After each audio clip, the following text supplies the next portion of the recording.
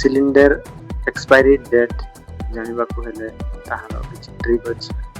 आसु जानिबा सिलिंडर रो expiry date केमति जानिबा। Cylinder रो date जानिबाकु हमकु संख्या अछि और अक्षर अछि ए बी सी डी और जानिबाकु हेले वर्षर संख्या मास अछि अक्षर।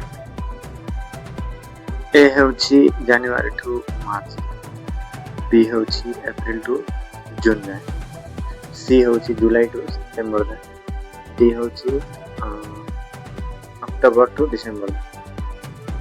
24-25 संख्या हेउछि वर्षर आउ अक्षर हेउछि मास।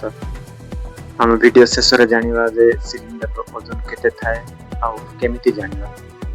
गैस रो ओजन केते, सिलिंडर रो ओजन।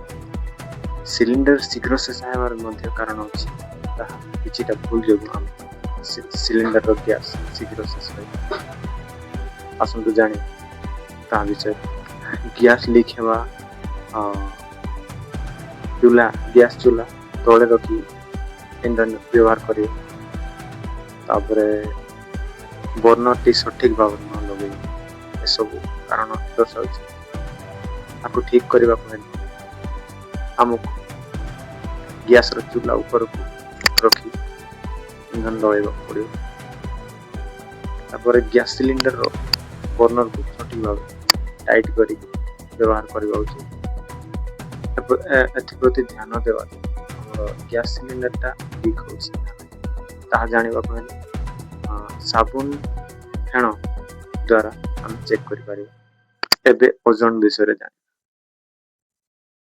प्रकृत रे ओजन होछि 29.5 केजी गैस।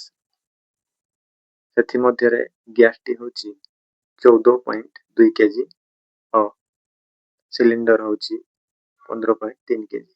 शेष रे मध्य हमें कहि रखुछु जे